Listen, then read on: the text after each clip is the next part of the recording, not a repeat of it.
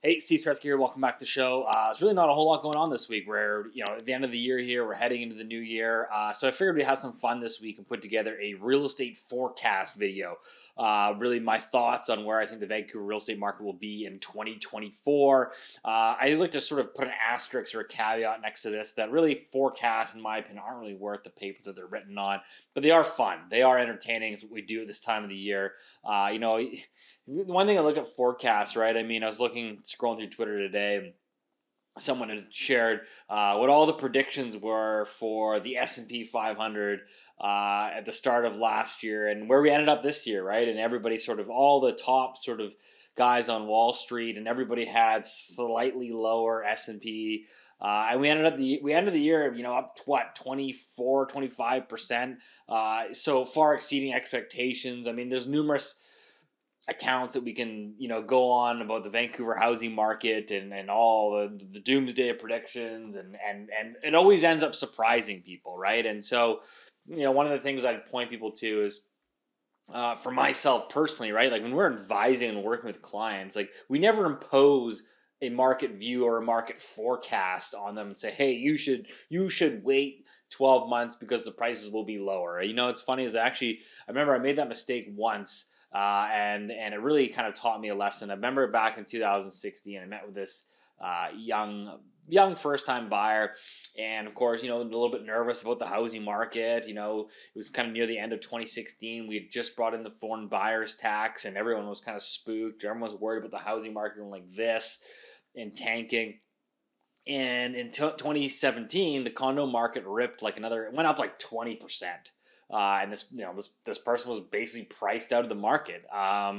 And so, that was kind of like a learning lesson. It's like, listen, nobody really knows. Nobody really knows what's going to happen. I mean, I think that if the pandemic taught us anything, right, like, record job losses, 17% of Canadians deferring their mortgages. And then we went on the largest, most epic housing bull market in Canadian real estate history. And then, this year, right? I mean, this year coming into 2023, mortgage rates are up. Bank of Canada still hiking rates. We've got this mortgage deferral or renewal cliff coming up. Everyone's freaking out. House prices are falling into the end of 2022. The housing market sucks. Sentiment is horrible. And then the spring market comes around. Mortgage rates drop a bit, and we get this big price spike.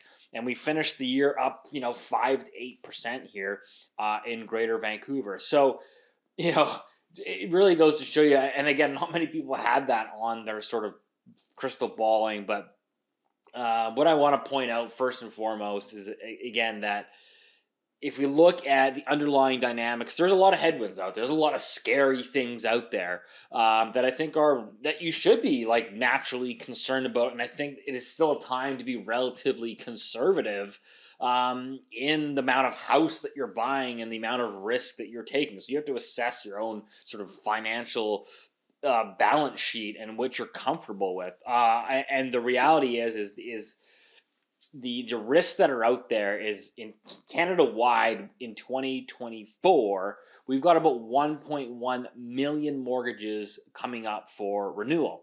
Again, about 60%, 55% of mortgages in Canada have not seen a mortgage payment increase. So we've seen about 45% of the mortgages turn over. They've had higher rates, etc. But 55% of them have not.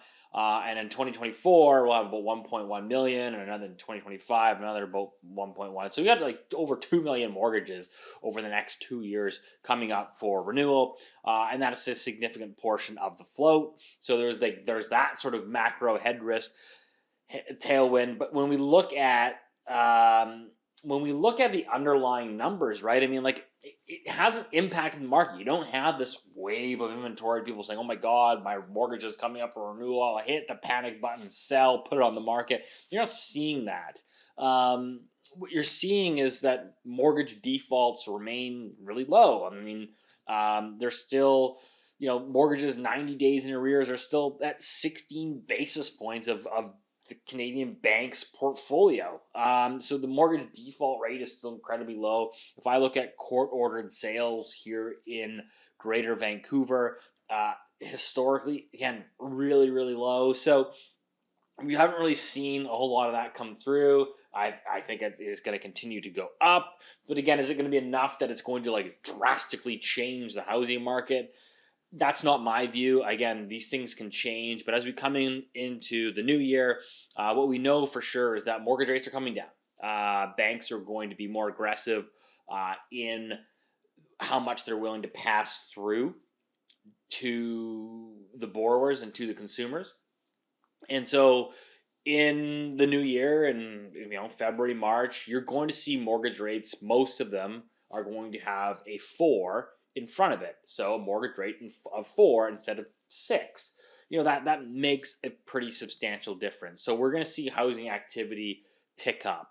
Again, we're not going to have record housing volumes. This year in Greater Vancouver, we're going to finish around 25,000 home sales. Not a great year, a relatively soft year. The 20-year average is like 33,000 homes, right? So we're going to be coming off a low base, so we'll see sales pick up. Activity is going to, I think, begin to normalize. As the rates come down. But again, this is not the case for like a bull market. This is not saying, hey, next year it's bull market, it's back to the races, you got to buy now. No, there's still a lot of risk out there. The risk is, again, we know mortgages being renewed. That's going to slow the economy. I think as the economy slows, you get more and more recession concerns. Hey, listen, at the end of the day, Canada has had 5 consecutive quarters of declining real GDP per capita. So it's a sluggish, it's a weak economy. I think one that begs for rate cuts, and I think we are going to get them next year. Again, maybe it's only 1 rate cut, maybe it's 5, maybe it's 6. I don't know. The market is currently pricing in 6, but to get 6, you kind of have to have a pretty soft economy. And one of the things that people like to talk about is they like to talk about the unemployment rate going up. That's obviously not great for people. Hey, no, not enough jobs. You can't buy housing. But I would put an asterisk next to that and say, who are the people in, let's say, Greater Vancouver that are buying homes that can afford this? The MLS home price index, which is the price of a typical home in Greater Vancouver, is 1.185 million. So it's almost 1.2 million.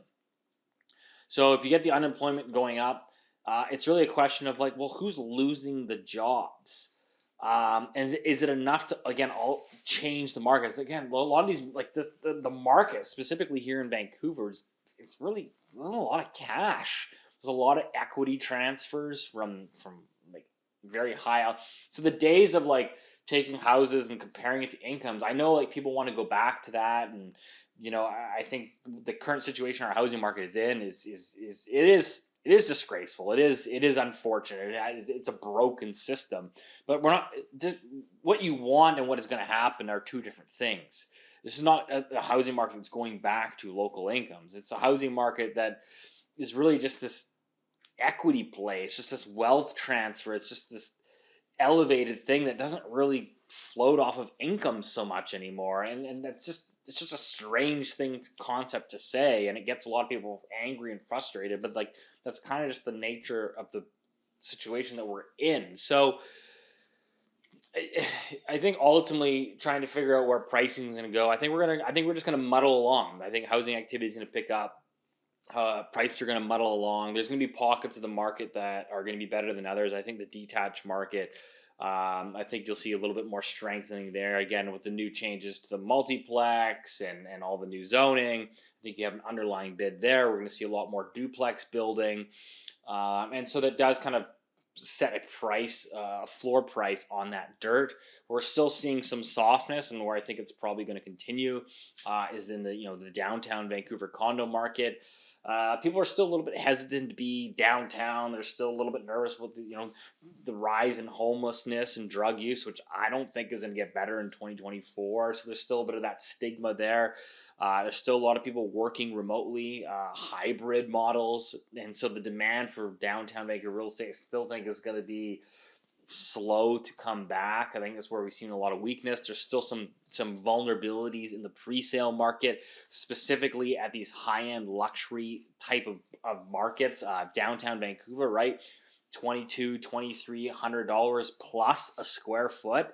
There's a building downtown Vancouver coming up for completion this year in 2024 that pre-sold out around $2,800 to $3,000 a foot. There's going to be some bag holders there. There's going to be people losing hundreds of thousands and millions of dollars in those projects. Those were just bad buys. They were bought at the peak of the market, at the peak of hysteria, and there will be people that have bought in there and they will make no money for 10 plus years. But that's what I'm saying. There's nuances in the market. And so I know people always have a lot of questions, and I'd love to answer everybody's questions, but if you're generally curious and you generally have, you want proper real estate consultation in this fast-paced moving market, I'll put a link below where you can go and schedule a 30-minute call with myself. Happy to discuss, whether that's buying, selling, just general advice in the real estate market here in Vancouver. I'm happy to sort of chime in. One thing I'd like to say is that, and I don't really talk too much about my own personal business. It's not really what this channel is about. But I do get clients all the time. They ask, well, this guy actually selling real estate, does all these videos. And it's like, we do run a top 1% volume real estate team, in the Vancouver market. So I don't like just pontificate. Like, we're out there and boots on the ground trying to feel out the market. We're looking at the data, but we're also out there talking to people and actually doing a lot of transactions, and whether that's experience in the renovating space, building. You guys have followed some of my work, building some stuff in Calgary, small scale development. So I never wanted to be a person out there just pontificating, and I do see a lot of these videos out on YouTube. These people that are pontificating, these big real estate crashes, and they're not even in the real estate sector or market. They have no experience. They probably don't own any real estate, but they're pontificating about these 50, 60, 70% crashes that one day are going to happen. And again, I'm not saying that's not a possibility, but really, who are you getting your information from? The reality is nobody really knows. I think that these are the likeliest of scenarios moving forward, is that what we know quite confidently over the next 3-4 months is mortgage rates are going to be lower. There's probably going to be some Bank of Canada rate cuts. And so we have to ask ourselves, what does that look like? And again, a lot of this can be subject to change, right? I mean, what I get worried about personally is the Bank of Canada prematurely cuts rates, or maybe not even prematurely. They just cut rates, right? Inflation's coming down. The economy stinks. We're clearly in a recession. So we cut the rates, cut them by, 50 basis points, 100 basis points. And then sometime in the back half of 2024, maybe, I don't know, is that inflation starts to come back. And I think that's a real risk, right? The governments, pretty much all level, are still running massive deficits. And I do worry that there is a real risk that you can have a reacceleration in inflation. And if that starts to happen, right, bond yields start pushing higher, mortgage rates start reaccelerating to the upside. We start talking about mortgage rates that are no longer in the 4s, but they're back into the 6s. And then again, it's a different ball game and things will change again. But I think as it stands right now, given the trajectory that we have right now, is if you look at total inventory in the Vancouver housing market, again, it's still really low on an overall relative basis. There has not been, the narrative has been over the last 24 months since the Bank of Canada started raising rates is, look out, rates are going up, there's too many over-levered people, and everyone's going to flood the market with inventory, and this is going to crash prices, and they're going to fall 30, 40%, and you got to duck for cover. And again, we just haven't seen the wave of supply coming to market. We haven't seen the wave of defaults. And again, maybe some of this is coming. I think it is. But I don't think it's coming to the extent that everyone thought it was going to come to. But again, this can be subject to change. And so this is kind of my outlook forecast for the Vancouver real estate market. And again, every market in Canada is going to be a little bit different, right? On this channel, we've talked about the GTA, certainly going through a much steeper correction than Vancouver right now. You look at places like Calgary, not going through any correction, right? Prices are up double digits this year. It's the strongest housing market, record low inventory. So there are always nuances to every market, but specifically here in Vancouver, I'm really curious to see how a lot of the cities adopt these mandated multiplex bylaw changes in the new year. They have until June to update their bylaws. That's really going to be interesting to sort of see the nuances there and what cities or what municipalities really make these multiplex housings feasible. Again, some municipalities have larger lots, single family lots, right? If you go into some of these suburbs, like it's not uncommon to have 6,000, 8,000, 10,000 square foot lots. You come to Vancouver and the average lot's 4,000 square feet. Really hard to jam 4 units on that. And so I think there's going to be better uptake in certain parts of different cities. So that's kind of something I have. And again, anyone that's following along this channel will be the first to know about those changes and those updates, those bylaws once I have them. So as always, hope that helped. Wishing everybody a happy new year. I really appreciate the support on this channel. Over 35,000 subscribers now, going on 7-8 years since we started this channel. So I really appreciate the support, and we'll see you in the new year.